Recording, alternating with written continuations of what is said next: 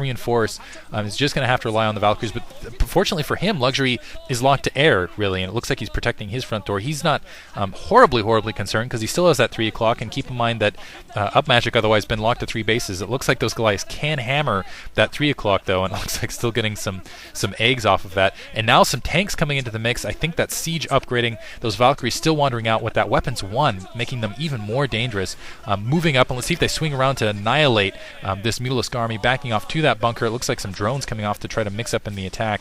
And again, Upmagic probably going to lose this attack force. That'll open up that double gas once again. Scourge running in just in case those Valkyries were thinking about swinging around. Looks like the Valkyries actually hanging out at that 9 o'clock, not finishing, just going to let that turret burn down, let the Mulos continue and finish off that bunker, finish everything else. But Upmagic going in for a huge counterattack. Now that the Mutalisks have been weeded somewhat thin, a bunch of Goliaths and a couple siege tanks going to start pressing down that front door, and it doesn't look like Upmagic is, that Luxury sees it at all. So I love Upmagic. He just is a really fun guy to commentate for these reasons exactly. Moving up, Luxury just kind of short on troop count altogether because he's been pumping a lot of Mulisks and just kind of sacrificed troops right there. And he's really been kind of greedy with his economy. Moving that Scourge in, but it's a little bit late to spot this army. A single Zergling wandering out does find the army this time. The Ulyss moving around, but I don't think he realizes that those Valkyries are so close in position. And he's going to be hard-pressed to send any of this army out to really contend with this mech combination. It looks like Upmagic does have a front door seal now, and he's in a great position if he can get this front door seal, because with those Valkyries up in the air, if he can cover them with the Goliaths from underneath, essentially with those siege tanks on the front, with those Goliaths piled up there, Luxury, even if he has a large economy, is going to be landlocked and he's not going to be able to push out. Upmagic will be free to take some bases, and as long as he keeps his Valkyries and Goliaths kind of patrolling around, looks like he's going to lose some in transition here, and make sure he doesn't get picked off, his Valkyries picked off by those Scourge, and relies on that Weapons 1 to play. Needs to be careful here. Let's see if he can pick them off. Looks like he is going to be able to pick a lot of them off in transition. He's going to control the game simply by troop movement and economy, and it looks like he's now chasing down those Mulisks as best he can, now that they don't really have that Scourge protection. Nice split there. Running headlong into a Scourge and taking some damage, but still pretty hardy units. Pretty hardy indeed. Some Hydralisks being mounted up. I think Luxury realizes his predicament.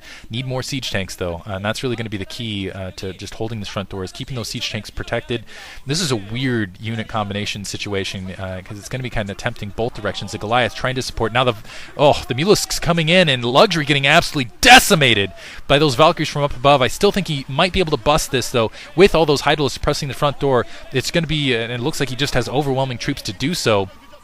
Upmagic backing off, and Luxury with a nice break, really needed to do that, and I cannot emphasize how important that was, that he keep that seal from happening on his front. Upmagic trying to take another base, but is really vulnerable in doing so. The Marines, wow, being left alone, unloading, and going to start attacking that base once again. And now Luxury, looks like he managed to get another expansion in that bottom left-hand corner. He still has some units kind of out in the field, losing a couple units here and there, but he's still in a kind of a difficult position. And honestly, I have no idea how this game's going to play out from this stage on. Luxury's got his mobility back, but I still don't know that he can take out that 12 o'clock. I'm not sure that he can stop Upmagic from taking his 3 o'clock. He's definitely economically ahead. He's way ahead economically, but economy doesn't mean much if you don't have the mobility to work with it. And right now he's got a very large Hydralisk army that really can't oh no! And that could how did he get out of that? Lost a lot fewer Valkyries than I thought he would, but still looks like he took some pretty heavy losses there. So, and that's a swing, but loses a hatchery in the mix.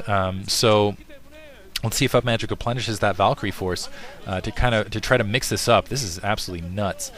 So again, Luxury's still in a great economic position, but still having to seal to the ground. And against the siege tanks, especially on the ground and on that counter, it looks like we saw I'm not sure what actually managed to get there, maybe an SAV or something, doing some damage there. Otherwise, the Marines coming back to try to do some more damage to the 6. Another dropship out in the mix, and Hydralisks that can't support. Let's see if those Scourge are going to get there in time. It looks like they're going to be too late and out of position. Another drop moving in. Oh, wow. And it looks like maybe before the Sultan colonies go in, another dropship taken out. Very critical for Luxury, but he's investing a lot in Scourge right now. I think he realizes the importance of his air game, and all those Scourge getting completely wiped out as they're moving across at cross position, and able to swing back in. Some nice little micro there by Luxury altogether, catching those Valkyries while they're distracted, taking out the Mutalisks, and able to really save that 3 o'clock base. Some Vultures in the mix, going to run out and try to do some damage here across the 9 o'clock, and another large army for Upmagic moving out in the field.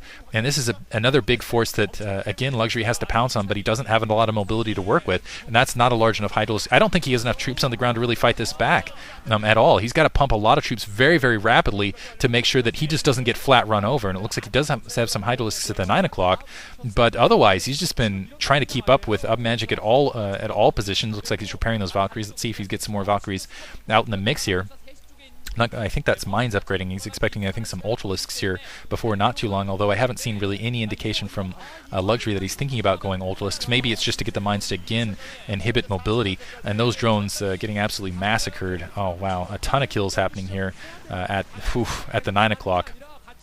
But still, Upmagic not able to take a lot. Well, he hasn't been able to at least secure that upper 3. He's got that 12 o'clock position. The Mutalisks have been completely distracted. But a drop. Okay, here we're seeing the drop from Upmagic finally in the late game, which is really what he needed.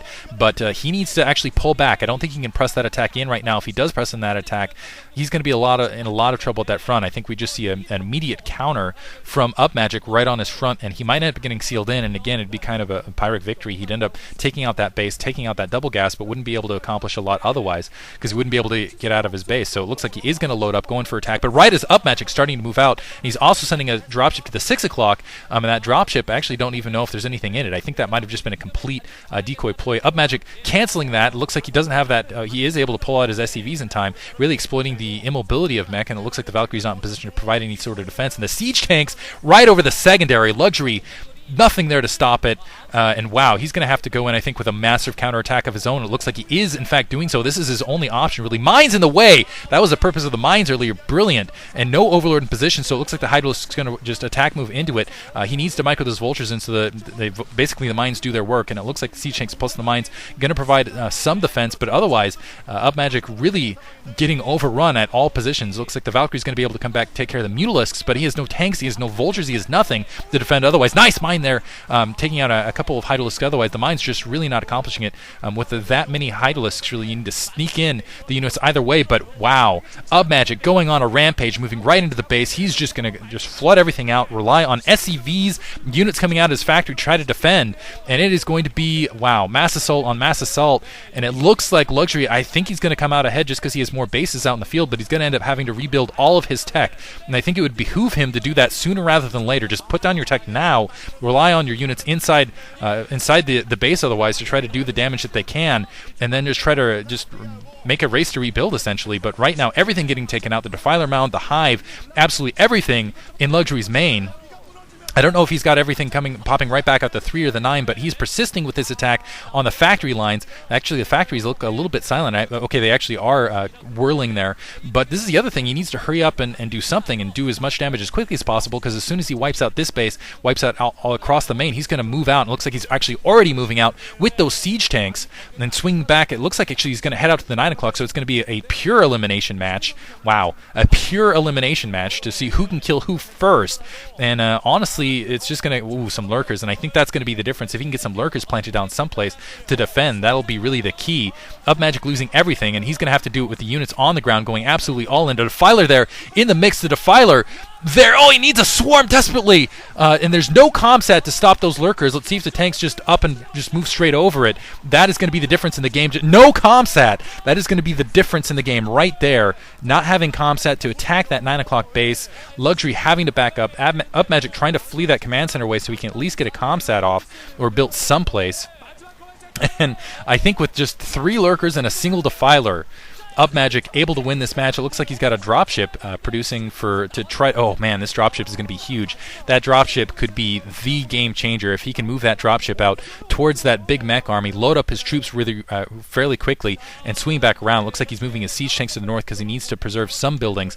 Again, he's just got a larger army out in the field. He's still got an SCV to that upper left-hand corner. Lost everything, but he's still got this very massive, very highly upgraded, very powerful mech army out in the field. And Upmagic has to, Luxury has to completely rebuild everything. It doesn't look like he escaped with any hive tech. He's only got those 3 lurkers, a single Defiler, and nothing else. That is it, and some overlords. So right now, Upmagic has the more powerful army out in the field. The question is mobility, and it looks like he's starting to rebuild. It's all about mobility right now, and that dropship is going to be the difference in this match. So that was really heads up by Upmagic. He needs to screen against those Scourge in particular, and if that gets pecked off, I think that's going to be it. That'll be the difference. And he needs to be careful mining at that 9 o'clock, because that could open up a backdoor lane that he doesn't want opened up right now. The Scourge patrolling, it looks like they are in the area. It looks like Luxury